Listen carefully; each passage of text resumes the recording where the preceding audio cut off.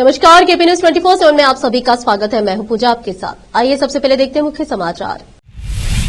बीदर भाजपा के वरिष्ठ नेता ईश्वर सिंह ठाकुर ने प्रयागराज कुंभ मेले में जाते समय हुई सड़क दुर्घटना में बीदर जिले के तीर्थ यात्रियों की मौत पर दुख व्यक्त किया। डीके शिव कुमार को यह समझने में 2 साल लग गए कि बेंगलुरु वासी पहले से ही क्या जानते थे, बोले भाजपा के प्रदेश अध्यक्ष पीवाई विजेंद्र।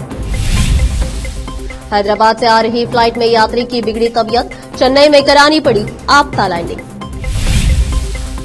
पीएम मोदी ने शरद पवार को सम्मान के साथ कुर्सी पर बैठाया, फिर गिलास में बोतल से पानी भरा। मुझे हल्के में मत लीजिए, एकनाथ शिंदे के इस बयान के क्या है मायने, किसकी तरफ इशारा। तमिल लोग अपनी भाषा के लिए मरे हैं, इसके साथ मत खेलो, बोले कमल हसन।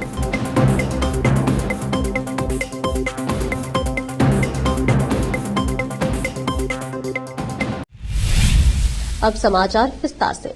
बीदर भाजपा के वरिष्ठ नेता ईश्वर सिंह ठाकुर ने प्रयागराज कुंभ मेले में जाते समय हुई सड़क दुर्घटना में बीदर जिले के 6 तीर्थ यात्रियों की मौत पर दुख व्यक्त किया। बीदर भाजपा के वरिष्ठ नेता ईश्वर सिंह ठाकुर ने प्रयागराज कुंभ मेले में जाते समय हुई सड़क दुर्घटना में बीदर जिले के 6 तीर्थ यात्रियों की मौत पर दुख व्यक्त किया और कहा कि प्रयागराज कुंभ मेले में जाते समय उत्तर प्रदेश के रूपापुर के निकट एक भीषण सड़क दुर्घटना में बीदर जिले के 6 तीर्थ यात्रियों की दुखद मृत्यु की खबर सुनकर गहरा सदमा लगा है। मैं इस दुखद अवसर पर परिवार के प्रति अपनी गहरी संवेदनाएं व्यक्त करता हूं। घटना की जानकारी मिलने के बाद ईश्वर सिंह ठाकुर ने मृतक के घर जाकर शोक संवेदनाएं व्यक्त की। बता दें कि बीदर शहर के लाडगेरी क्षेत्र से लगभग 14 लोग 18 फरवरी 2025 को दोपहर में बीदर शहर से एक क्रूजर जीप KA 48M1853 में सवार होकर महाकुंभ के लिए प्रयागराज गए थे। कल दिनांक 21 फरवरी 2025 की सुबह रूपापुर जिला वाराणसी राज्य उत्तर प्रदेश के पास एक लॉरी और क्रूजर तूफान के बीच हुई दुर्घटना के कारण फिलहाल 6 लोग, लक्ष्मी 57 वर्षीय, नीलम्मा 62 वर्षीय, संतोष कुमार 45 वर्षीय, सुनीता 40 वर्षीय और कलावती की मौत हुई और 7 के घायल होने की खबर है। इस अवसर पर जिलाधीश शिव कुमार शीलवंत ने उनसे फोन पर बात की और बताया कि शवों को वाहनों में लाने में 2 दिन लगेंगे, इसलिए उन्होंने शवों को तेलंगाना राज्य के हैदराबाद एयरपोर्ट पर लाने का अनुरोध किया है और उन्होंने सरकार से घायलों को हैदराबाद अस्पताल में स्थानांतरित करने का अनुरोध भी किया है। इस अवसर पर बोलते हुए भाजपा नेता ईश्वर सिंह ठाकुर ने कहा है कि घायलों को हैदराबाद के अस्पताल में स्थानांतरित करने का अनुरोध किया है। केपी न्यूज के कैमरामैन महेश टीके का कवरेज। देश विदेश और स्थानीय समाचारों के लिए देखते रहिए आपका अपना चैनल केपी न्यूज 24/7। अधिक जानकारी के लिए चैनल को लाइक, शेयर और सब्सक्राइब करना ना भूलें। अब समाचार विस्तार से। कर्नाटक के उप मुख्यमंत्री डीके शिव कुमार, जिनके पास बेंगलुरु विकास विभाग भी है, उनके द्वारा राजधानी शहर की यातायात समस्याओं का त्वरित समाधान खोजने की असंभवता की ओर ध्यान आकर्षित करने के एक दिन बाद भाजपा नेताओं ने शुक्रवार को फॉर्म की आलोचना की। डिप्टी सीएम पर चुटकी लेते हुए राज्य भाजपा अध्यक्ष पीवाई विजेंद्र ने कहा कि यह शर्मनाक है कि शिव कुमार को यह समझने में 2 साल लग गए कि शहर में हर कोई पहले से ही जानता था। यह दावा करते हुए कि कांग्रेस सरकार के तहत बेंगलुरु का बुनियादी ढांचा ढह गया था। विजेंद्र ने आरोप लगाया कि हमारा एक बार संपन्न परिदृश्य पूरी तरह से खराब हो गया है। यह कोई आश्चर्य नहीं है कांग्रेस के बारे में जो कुछ भी कहा गया है। मुख्यमंत्री सिद्धरामैया ने शुक्रवार को कहा कि उनकी सरकार भाजपा की गैर जिम्मेदार वित्तीय नीतियों के कारण हुए कुप्रबंधन और अराजकता के बाद राज्य की अर्थव्यवस्था को पटरी पर लाने के लिए कड़ी मेहनत कर रही है। विपक्षी नेताओं के आरोपों के जवाब में जारी एक बयान में उन्होंने आरोप लगाया कि भाजपा नेता ऐसे बोल रहे हैं जैसे वे महान अर्थशास्त्री हो। अपने शासनकाल में उन्होंने बजट निधि से 7 गुना अधिक राशि की परियोजनाएं ली। 31 मार्च 2023 तक वे लोक निर्माण, लघु सिंचाई, जल संसाधन, शहरी विकास, ग्रामीण विकास और आवास जैसे प्रमुख विभागों में 2,70,695 करोड़ रुपए के अवैतनिक बिल छोड़ गए। हैदराबाद से आने वाले एक निजी एयरलाइन के विमान को शनिवार को चेन्नई में आपदा लैंडिंग करनी पड़ी। विमान में एक यात्री की तबीयत बिगड़ने के बाद यह कदम उठाना पड़ा। शहर के हवाई अड्डे के अधिकारी ने बताया कि यात्री की स्वास्थ्य संबंधी समस्या के बाद आपातकालीन लैंडिंग करनी पड़ी। उन्होंने बताया कि चेन्नई जाने वाली फ्लाइट में सवार एक पुरुष यात्री ने बेचैनी की शिकायत की, जिसके बाद पायलटों ने आपातकालीन लैंडिंग की प्रक्रिया शुरू की। लैंडिंग के बाद मेडिकल टीम यात्री को देखने के लिए पहुंची और उसका इलाज किया जा रहा है। हालांकि उन्होंने इस बारे में अधिक जानकारी नहीं दी। उन्होंने बताया कि प्रोटोकॉल के अनुसार आपातकालीन लैंडिंग के लिए एयरलाइन को प्राथमिकता देने के लिए कुछ समय के लिए किसी भी अन्य फ्लाइट को आने जाने की अनुमति नहीं दी गई। इसके बाद की फ्लाइट की आवाजाही की प्रभावित नहीं हुई। अब फिलहाल एक छोटा सा ब्रेक। हिंदुस्तान के हर कोने में हम हैं मौजूद। 24 घंटे हालात पर गहरी नजर, खबरों से जुड़े चुपते सवालात और आपको दिखाता है धार्मिक, सामाजिक, राजनीतिक, लोकल और इंटरनेशनल न्यूज की सबसे बेहतर कवरेज जो आपको रखती है हर पल बाखबर। देश और दुनिया भर की खबर के लिए देखते रहें KP news 24/7। Noor education trust Bidar की ओर से चलाए जाने वाला Noor MEd and BEd college Bidar, recognised by NCTE Delhi and affiliated to Bidar University, Bidar. Admission are open for the academic year 2024-25. विशेषज्ञ और सक्षम शिक्षकों द्वारा शिक्षा प्राप्त करने के लिए नूर एमएड एंड बीएड कॉलेज में दाखिला लें और शांत वातावरण में शिक्षा प्राप्त करें। बीदर शहर में बेहतर शिक्षा का एकमात्र केंद्र Noor MEd and BEd college, Shahpur gate, Bidar. Phone numbers 9945283920, 8482221297।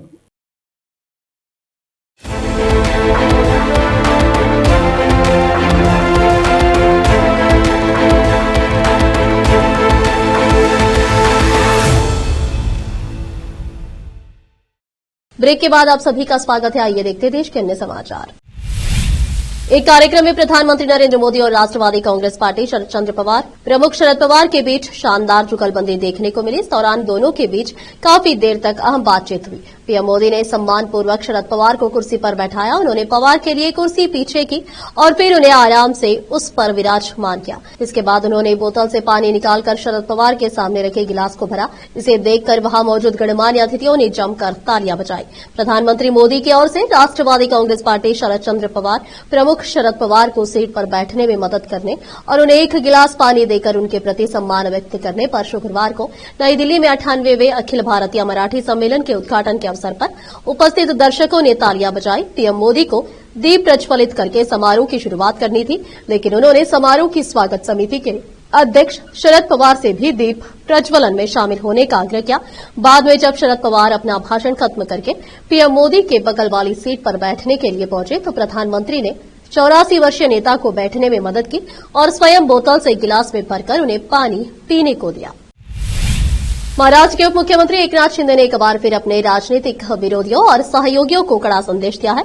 Eknath Shinde ने चेतावनी देते हुए कहा है कि उन्हें कमतर न आके अपने राजनीतिक सफर और 2022 के विद्रोह पर बोलते हुए शिंदे ने कहा कि वह कोई साधारण पार्टी कार्यकर्ता नहीं है, बल्कि शिवसेना के संस्थापक बाल साहेब ठाकरे और उनके गुरु आनंद दिग्गे के शिष्य है। बता दें कि साल 2022 में एकनाथ शिंदे के विद्रोह ने राज्य के राजनीति को नया आकार दिया। एकनाथ शिंदे ने संवाददाताओं से कहा कि मैंने पहले भी कहा है, जो लोग मुझे हल्के में लेते थे, मैं कार्यकर्ता हूं, लेकिन बाल साहब और दिघे साहब का कार्यकर्ता हूं।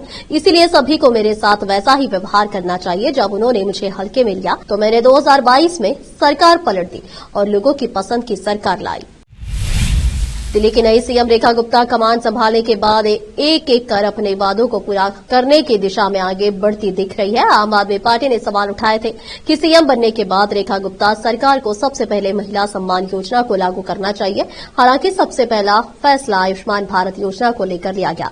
अब इसी बड़ी में नई सीएम ने महिला सम्मान योजना को अमलीजामा पहनाने के लिए शनिवार को एक अहम बैठक बुलाई है। इस बैठक में महिला सम्मान योजना के तहत दिल्ली की महिलाओं को 2500 रुपए देने पर चर्चा की जाएगी। साथ ही आगामी दिल्ली विधानसभा सत्र में बजट को लेकर भी चर्चा होगी।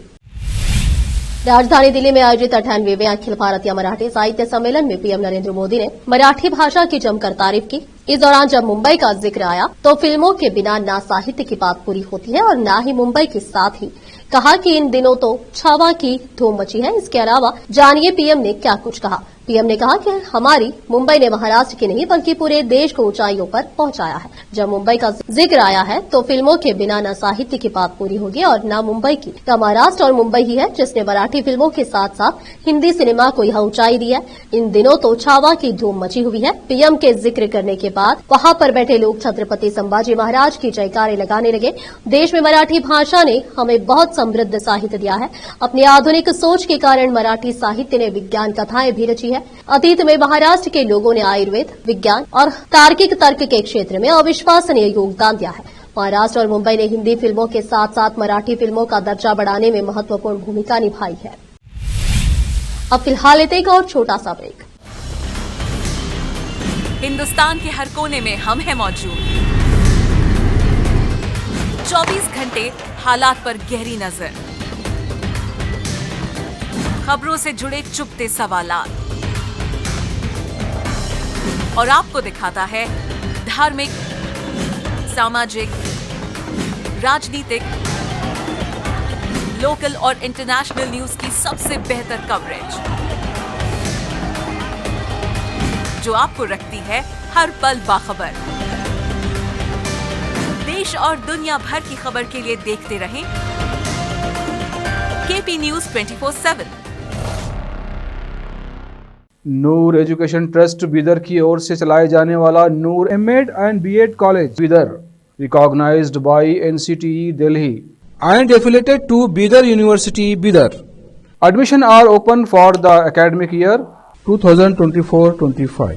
विशेषज्ञ और सक्षम शिक्षकों द्वारा शिक्षा प्राप्त करने के लिए नूर एमएड एंड बीएड कॉलेज में दाखिला लें और शांत वातावरण में शिक्षा प्राप्त करें। बीदर शहर में बेहतर शिक्षा का एकमात्र केंद्र Noor MEd and BEd college, Shahpur gate, Bidar. Phone numbers 9945283920, 8482221297।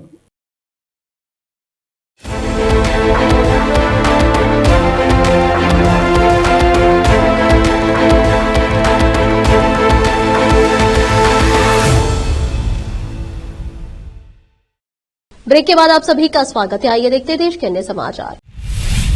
अभिनेता से नेता बने कमल हासन ने शुक्रवार को अपनी पार्टी मक्कल निधि मय्यम एमएनएम के 8वें स्थापना दिवस पर चेन्नई में पार्टी कार्यकर्ताओं को संबोधित किया और भाषाई गौरव के महत्व पर जोर दिया। स्थापना दिवस के अवसर पर हासन ने चेन्नई में एमएनएम मुख्यालय में पार्टी का झंडा भी फहराया। अपने संबोधन में कमल हासन ने तमिलों के सामने आने वाली चुनौतियों को बताया, खासकर वो तमिल भाषा को लेकर बहुत चिंतित दिखाई दिए। उन्होंने हिंदी थोपने के खिलाफ तमिलनाडु के ऐतिहासिक संघर्ष का जिक्र किया और उन लोगों को चेतावनी दी जो भाषा के मुद्दों को हल्के में ले सकते हैं। कमल हासन ने अपने राजनीतिक करियर की आलोचना को भी स्वीकार किया। विरोधी उन्हें असफल राजनीतिज्ञ कहते हैं। हालांकि हासन ने अपनी यात्रा पर विचार करते हुए स्वीकार किया कि हो सकता है कि वह राजनीति में देर से आए हो।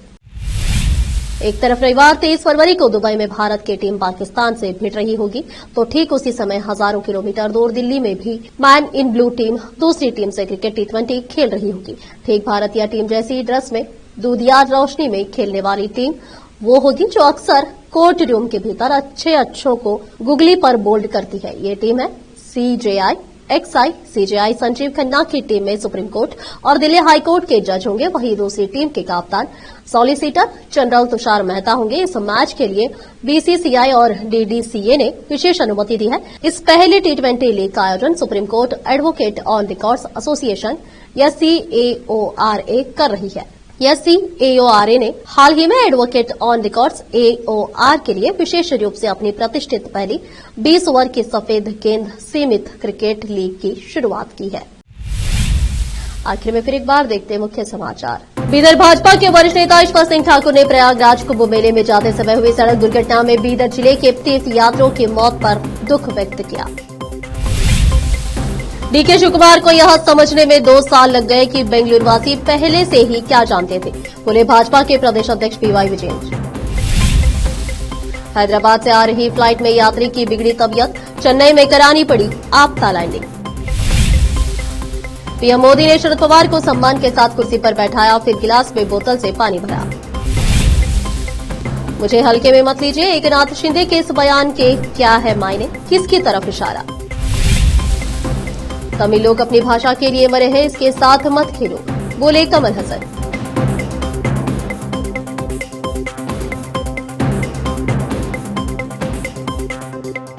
देश प्रदेश के समाचारों के लिए देखते रहिए आपका अपना चैनल केपी न्यूज 24/7 और अधिक जानकारी के लिए चैनल को लाइक, शेयर और सब्सक्राइब करना ना भूलें।